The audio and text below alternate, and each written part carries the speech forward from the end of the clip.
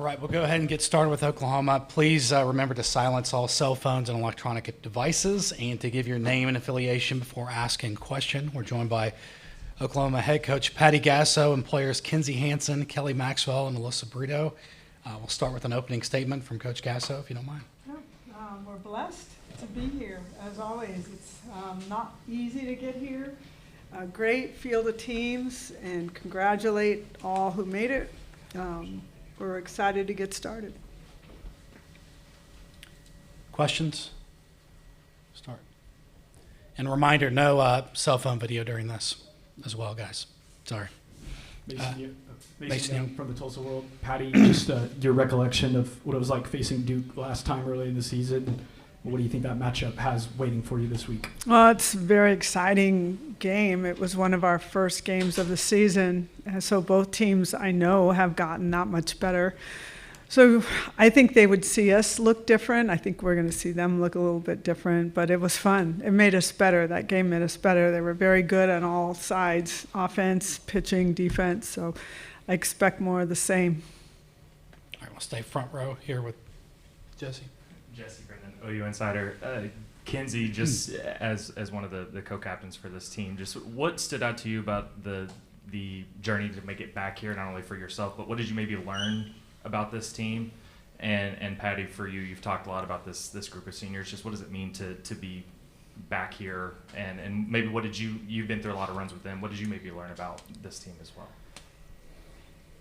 Absolutely. I think that this year we definitely saw us go through a little bit more adversity than normal on the playing field, which now we can look back and say that it was pretty fun because going through that made us all the more better. And I think that's something that's so special about this team is just the love that we have for each other. You know, you look around, you have 10 seniors that are world-class athletes, you know, on this team, and being able to celebrate one another and being able to be here for a fourth year in a row and just celebrate one another in this beautiful stadium, and just the special, you see the freshmen kind of following in the lead of not only the seniors, but just the standard of excellence at Oklahoma that we've been able to see throughout this entire decade. And Coach Gasso's done a great job of leading by example. You know, the culture that we've set, the love that we have for one another, it's really special. And I think that that's what has come to fruition throughout the adversity that we faced.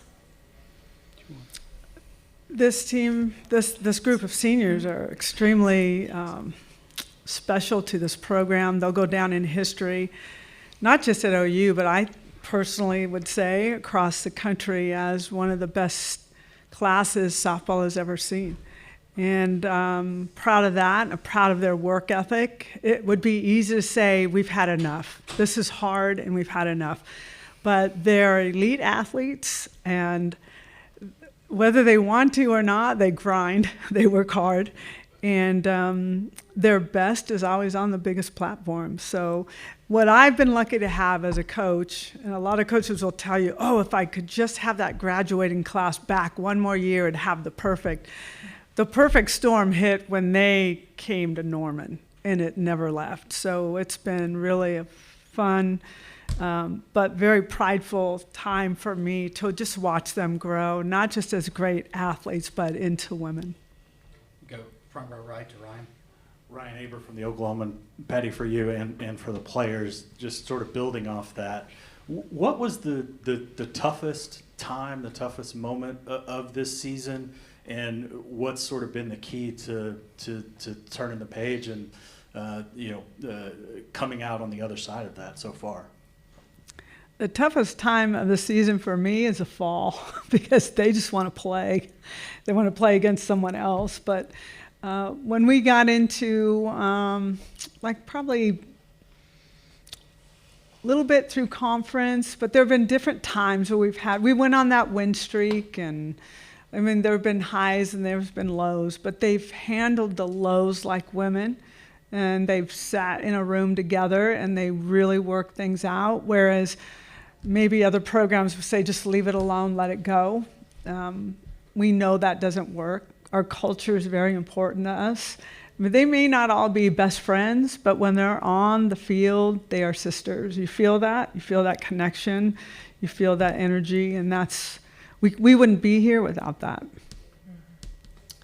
Yeah, for me, I feel like OSU series was kind of a turning point that Sunday that we've really just carried into the postseason. I know that was a grind, and just having Kelly's back and other things like that, but also, I don't know, I think that day specifically we focused on celebrating one another, and from then on, that's what we've treated this entire rest of the season, and this chapter of what we're writing here is just celebrating the moments that we have. For some of us, like the three here, like this is our last, and for us, it's just cherishing these moments that we get to play on the field together, and then also just making that impact, that lasting impact, not only for the program but on our team, and leaving our sisters better than we found them. And I think that's kind of what we felt from that series and that Sunday, that senior day that we really had. It was special because it kind of flipped that mindset of not pressing or being something we're not, and just being who we are and celebrating and having fun in these moments. Kelly or Kinzie? I mean, I would agree. I mean, I think there's been a lot of learning moments throughout the season, not just one particular area that was kind of tough. I mean, a season is tough for a reason, and it's just, like Alyssa said, just being able to celebrate this week and these seniors and leaving it all out on the field. Yeah, for sure. I would say that one of the most difficult parts of this season was living at number one. And I think that that's something that we've had to realize this year is obviously, I mean, we weren't at the end. But like Coach Gasso said, you know, it's difficult. We've been, the past 3 years, it's been a blessing, but living up there, it's really hard to get there, but living up there, I'd say, is even harder. So definitely being able to take a step back and kind of just realize who we are as a team and the identity that we wanted to be on our own, that we don't have to listen to what anybody else has to say about us except for us. And I think that being able to realize that, like, that just relates to what Alyssa Brito said about that weekend against OSU. So just being able to maintain our identity and love one another and be who we are has allowed us to really blossom. All right, we go front row left, Barry. Yeah, Barry Trammell, Tulsa World. Patty and Kinzie, you guys have been here a lot. OSU and Texas have been here a lot, your arch rivals. But they've two different circumstances this year. One, they've had some success against you that they really haven't had in the past. And two, the immediate future, very soon, you and Texas will be hitting the trail, OSU leading behind. How does that factor in if you guys run into them, and just the fact they've had success and all the drama around it? Honestly, we don't get caught up in the drama. We get caught up in the moment more than anything.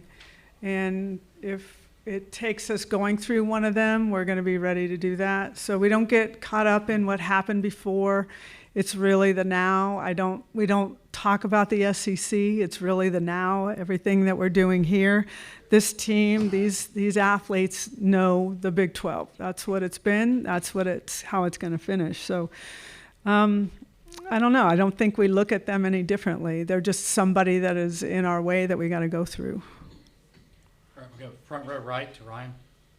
Coach, as the sport's grown, we've seen rise of replay, the extended format at the World Series. As you continue to push the sport forward, what do you kind of see is next? The next thing needs to be addressed, or a couple of things that continue for the sport to grow with the audience that grows?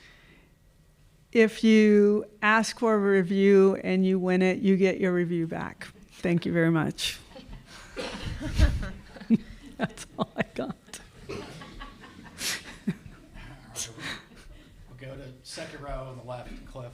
Yeah, Cliff Brown, Associated Press. Patty, you just mentioned history. You know, you talked about your senior class and how it could be arguably the greatest of all time. You win 4 straight. Nobody's done that. I don't think there's any argument if you do that. But everybody wanted to jump ahead at the beginning of the season. You'd won 3 in a row. Everybody wants to talk about 4. You had a process to get to where you are now. You had to go through a tough season, and you had to go through Florida State, a team that's been there before. What does it mean to you to be in position to I guess, leave no doubt about this senior class? It's a good question, but I just got to tell you that we're not here to prove anybody anything. We're going to do the best we can, to win it as a team and not to prove to the world there's no doubt we are the best. We got to earn this. And to get here is difficult. It is difficult. So once we're here is where teams have to play their best softball. You got to go through some great teams to get what you want. So regardless, no matter what, I will still stand behind the statement that this is the best senior class that has ever been in softball. All right, we'll go front row left to Ryan. Joe, sorry. Joe Masada, the Oklahoman. Patty, the Pac-12 for so long has been the softball power. For it to now collapse and those historic programs going elsewhere, I just wanted to get your thoughts on kind of how that changes the sport. Yeah, I've been around with the Pac-12 and watched some great softball as well. I was a junior college coach watching these teams beat each other up with other West Coast teams that are in it all the time. Some of the greatest softball players of all time have played at UCLA, Arizona, and some other West Coast teams. It's hard to, I hope the history doesn't go away, because that's where this started. It started on the West Coast, and then it lended itself over to Texas A&M and Fresno State and different teams across the country. Then it came to Oklahoma, and then to Michigan, and you saw it starting to spread itself.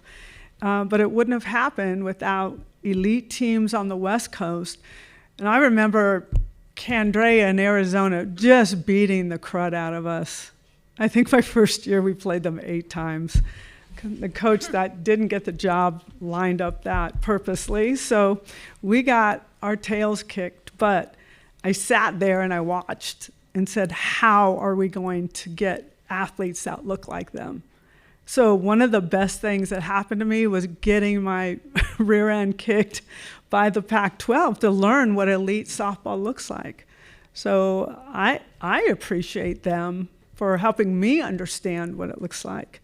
And they're still doing it. They're still doing it. But it's hard. I'm not even part of the Pac-12, but I am part of the love of the sport and the history of it. That's really going to kind of leaves a hole. But I'm going to keep trying to teach our program about it. As a follow-up to that, I know the power has shifted, you guys playing a big part in that, but now with you in Texas going to the SEC, do you almost see the SEC taking up that mantle as the preeminent softball conference? There's so much talent across the country. I mean, everybody talks about the SEC being so loaded, but when you look at who's here, you can see that there's parity across. So I think the SEC is going to continue to be great, but then I also see the Big Ten's going to go to another level and so forth. So I think softball is in great hands right now. All right, we'll go front row right to Ryan. Kelly, Patty talked on Thursday after the first Florida State game about how important it was for you to stick in there and keep fighting through. You've been excellent in postseasons past. As a senior, how do you still take those experiences, learn from it, and propel into what you want to do this week? I mean, I think you can't dwell on it too much. I think just being in this moment, using my experience, being here before, just really relying on my team to have my back defensively, the pitching staff. We're all going to maximize our roles, and then the offense, of course. So just being able to rely on each other in this moment and just know that we're here for a reason and we're going to be present. Did you learn anything different about yourself, though, on Thursday to have season-high walks, but it wasn't like a bunch of runs, bunch of traffic, still able to fight through that and get the results you needed? I mean, yeah, I think it was good for me to kind of go through that. You don't want to be comfortable all the time, and it's good. You learn your best from whenever you're uncomfortable. So being in that situation, I think I've learned a lot, and I've worked hard this week on just getting back. All right, we'll go front row left to Jenny. I feel like this might be an eye roll question, but Mike White said earlier this week that he felt like a rotation for the Women's College World Series might be something that the sport should look into. What's your feeling just about that possibly happening? And obviously you get a lot of Sooner fans in the house when it's here in Oklahoma City. Just the advantages, if any, you feel like having the event here. Well, it's no doubt that Sooner fans come out, but if you have it in Omaha, Nebraska fans are going to come out. Where are you going to take it? Who's got a 15,000 plus stadium to have it? So, I mean, there's nothing we can do. It's not our fault. It's no one's fault, except it's the people of Oklahoma City that put in the money to make this happen. So it's a celebration of that. You can look at it any way you want, but someone's going to have to put up big bucks to try to get it somewhere else. But I know this is a long-term contract as well. So, everybody has their opinions, but as long as it's here, we're going to take advantage of it, just like anybody else would. Right, we'll go second row on the right to Myron. Myron Patton, OKC Sports Radio. Patty, and maybe Kinzie, you jump on this too. You guys have had great teams, obviously, win these things. Great hitting, you come through losers bracket, good pitching. But is there a common thread that you can look at and say to win this week that you can look at and say that your teams had to get this done? Well, you want to really play well right out of the gate. It's important to try to get that first game, but we have been in a position where we've lost our first game and came through the losers bracket all the way through to meet Florida State, who did the same a few years ago. So we know what is important. It's to win early, but you got to play well. So obviously it's getting the breaks. Sometimes you're earning things, sometimes you're getting breaks. So we're just got to take everything we can from it, learn from it. We got to make quick adjustments at the plate. Pitching has got to be good enough for us to make plays on the field, keep the ball in the park, minimize free bases, and we can have a lot of success. But we got to have at least two parts of our game working really, really well. If we get three, we're going to be a very, very hard team to beat. Absolutely. I would say that the common thread between all the years that we've been here would say that the mental toughness and the mental work ethic. You know, you can be the best athlete physically on the field in the game of college softball, but if you don't have it upstairs, then you're going to crumble at the World Series. I think this is the best arena for college softball. Like Coach said, this stadium, this 15,000 people, you know, this is, we're going to war out there in between those lines every single day. So that's something that I would say that we work on every single year. Coach described the fall, you know, the fall at the University of Oklahoma on that Marita Hines field is pretty grueling. But when we step on this field here in OKC, that's when it 100% pays off. So I would say that would be the common theme every single year for sure. Okay, we have time for two more, Cliff and then Barry. Cliff Brown, Associated Press. Coach, as you're aware, the agreement involving the NCAA and the conferences last week paves the way for schools to pay athletes directly. Softball's obviously been in a period of growth. This development could certainly affect it. Big picture in the sport, do you worry that this change could divert funds from softball to things like paying football players, or do you believe that there's enough momentum in the sport and that it's enough of a priority at this point that this could be beneficial? I feel really good about where our sport is. I feel very good about the momentum of our sport through viewership, through attendance, so forth. I just don't know enough about what's going on right now, but I got to trust it's in the hands of those who are going to make good decisions for our student athletes and for athletics in general. All right, Barry's our last Just one. to follow up for Alyssa and Kinzie on my OSU Texas, any different dynamic with these the two teams you play all the time, and how different it is this year because of those two factors? No, I think it's, at the end of the day, it's a rivalry, but it's also just a game. And I think for us, the main thing that we've really just latched onto is not focusing on outcomes, and you guys have heard that come from this team a lot, but I think we're playing for 22, which you guys have maybe heard us talking about, but we play for the 21 right here, and we have another member of our team, and that's Jesus, and I think that's our main purpose here. It's not really reading into who's on the other side of it, but it's just focusing on the fact that that's who we're glorifying. So we don't make any game, any story, rivalry too big, because I think that's not our purpose and why we play this game that we love. It's to glorify the Lord and have fun while we do it, and we're partnering with God while we do it. So it's not for a win or an outcome, but it's for the joy and the freedom that you get to play and have fun and experience these moments with Jesus on your side, not for a trophy or anything like that again, but just to experience the joy that he really provides to us. So that's what I'll say about that rivalry. Yeah, well, 100%. I totally agree with everything Brito said.